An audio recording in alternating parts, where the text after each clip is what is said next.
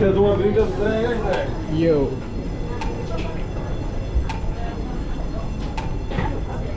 Kabababa lang namin.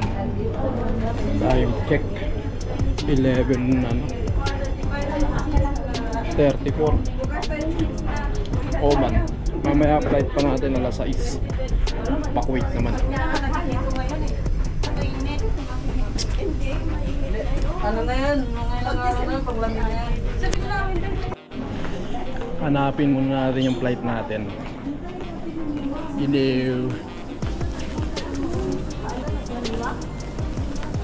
Tama. Siyempre dito tayo sa escalator.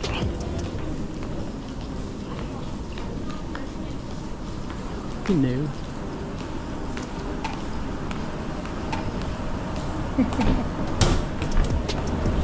Pamag tayo eh, kaya dito tayo dumaan. Naalala nyo yung ay hindi ko pala na-upload. Hanggang sa bumalik na lang tayo, hindi pa natin na-upload yung ano, yung pag-uwi natin.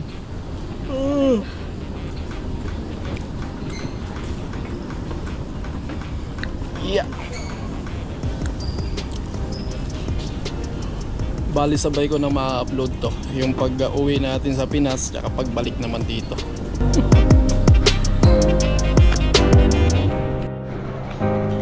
Yo, mga kapoche, dito tayo. Kung napapansin nyo, hindi nating nga tinambayan kung nandito tayo.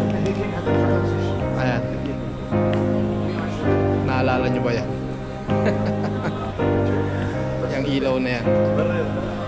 Tapos pupunta tayo dun at ano tayo sa wifi, mag-a-access tayo sa wifi, you know, para may internet tayo.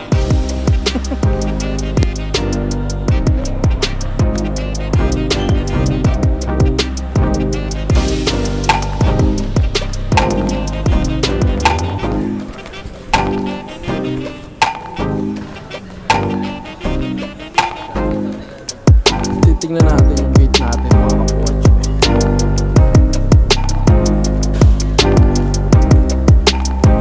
Pero maano pa eh. Tawag dito, alam ko maano pa yun, nung oras pa. Pero double check na rin natin.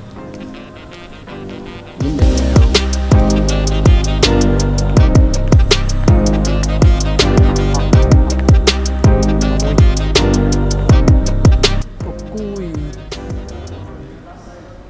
647 no? Nakalagay shop and dine lang muna. Mamayang 17:35, so 5:30 palalabas yung gate natin. So anong oras pa lang? 4:05 sa Pinas. Dito 4 na oras. So alas 12 pa lang ng tanghali dun sa atin. Sa Pinas alas 12. Kasi alas tawag dito 4 hours ang advance lang dito sa Oman. Doon sa Kuwait is 5. So yun, okay na yan. Mamayang 5:30. Naka-shop and dine pa nga nakalagay sa atin. So libot-libot muna tayo. So gaya ng nasabi ko, hindi ko pa na-upload yung huling punta natin dito, yung pauwi natin ng Pinas. Hindi ko pa na-upload yun. So sabay na natin ang upload yun, pabalik kaka pauwi, di ba? Ganun talaga. So ngayon ano muna tayo? Shop and dine. Shop and dine ba?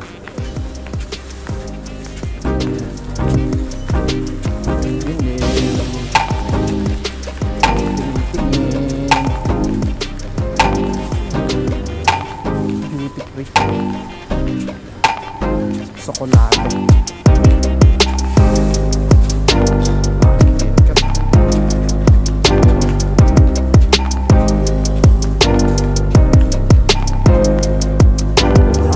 Nakita ko makano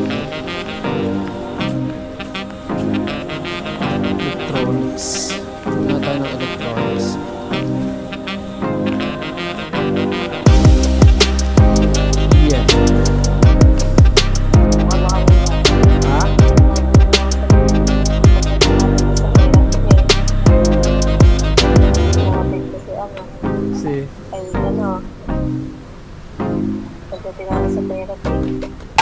Hindi ko pera, hindi siguro ko. Ah.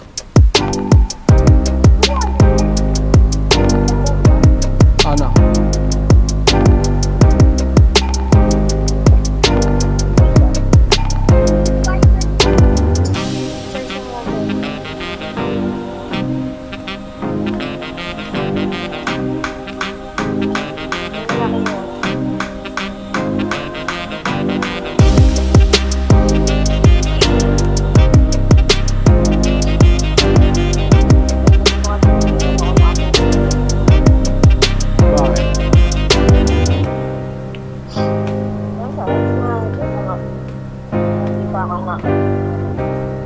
Ako rin nga.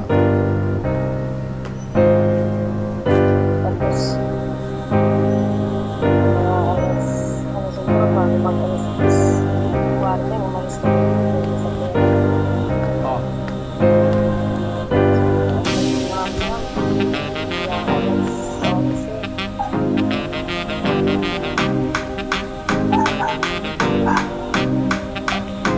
Naghintay kaya?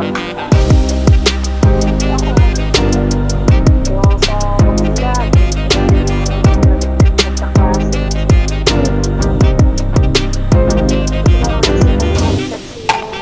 Sabi ko baka, kasi bang nagkita ng ano sa ibang Yung mga kapochi, oh. Familiar ba kayo sa ganyang estilo? Parang buto ng dinosaur eh, no? Ano yung klaseng dinosaur yan? Yun, no? Oh. Ah!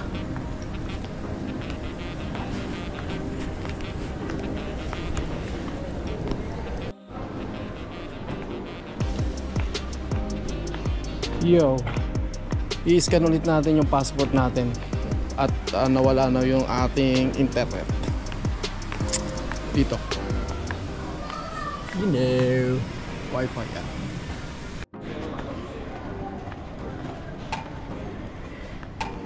Yo, okay na mga kapoche, no?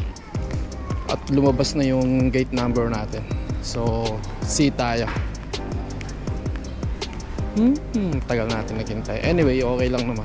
6 hours pag-iintay natin. Kumpara mo lots na pag-iintay natin na 9 hours. Mas okay na to. So, tara. Punta tayo ng C. Ayun na. C dito. C22 raw.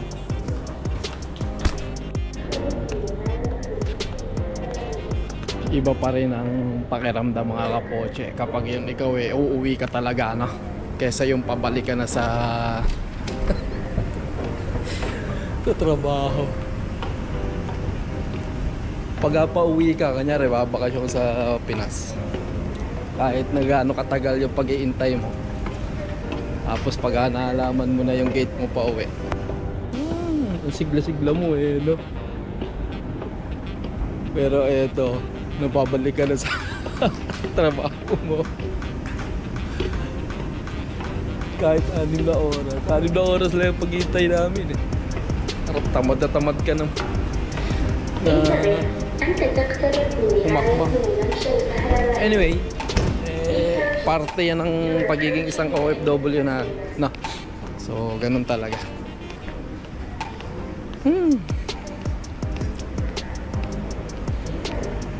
Kailangan maano na yan, matuldo ka na yung pagiging OFW. Kailan kaya, ano? Kailan kaya yan? Kailan darating yan? Yung tipong hindi ka na aalis. Aalis ka man, pero hindi para magtrabaho, hindi para mamasyal, diba? Ganun sana. Yo! Ayun, C22 mga kapoche.